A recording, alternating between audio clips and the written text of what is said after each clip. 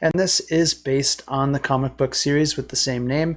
I've never read this series, but I heard that it is really good. And we are in the month of October, which is the best time to discover new horror stories. So if you are into comic books and you're looking for something a little bit scary, this might be one to check out. How does the game actually play? And I think this one's going to be really interesting. It looks like it's really well done, and also the Discord community seems to think so as well, because this one is our Discord pick of the week. And the first thing that makes this one really interesting is that this one is an asymmetric game, but also plays up to 3 players. This isn't something that you see in too many games, where each player is going to be playing a little bit different of a puzzle, but they're all intertwined in such a way that keeps the game balanced. But what makes this one even more interesting is that this is actually just a 2-player game until you get to a certain part in the story, and then you can include a 3rd player. So also not something that you see too often in board games. But each player is going to be using their magic, monsters, and might in order to destroy the town or to save the town. And the game plays over a series of chapters. There's 5 in total, and each chapter will be its own standalone session. And as you're playing through the session, you're going to get new characters introduced, each with their own individual special abilities, as well as different bonuses and cards that players can take advantage of, and even new mechanisms that are going to change the way that you play the game a little bit from session to session. And like I said, each player is going to be playing a little bit different of a puzzle, but for the most part, players are going to be taking turns performing actions by spending action tokens. And your different actions can do all sorts of different things, like earn you resources that you can spend later to spawn, move, or strengthen your different characters out on the board, trigger special abilities, attack enemy units. And another interesting thing in this game is that the battles in this game do use a cube tower, but the cube tower is actually integrated with the box, so the box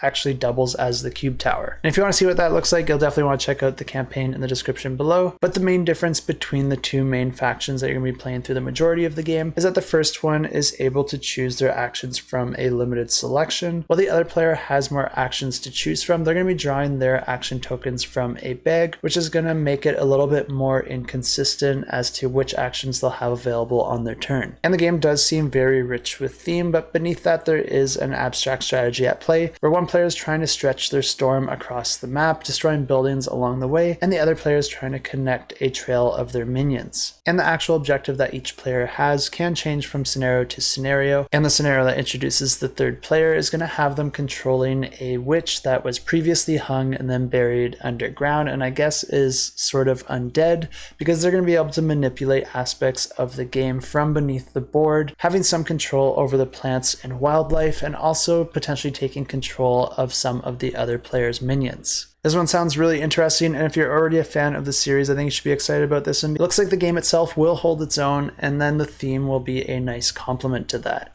Really a great marrying between the 2, which is always nice to see. So if you want to see more, check out the links in the description below.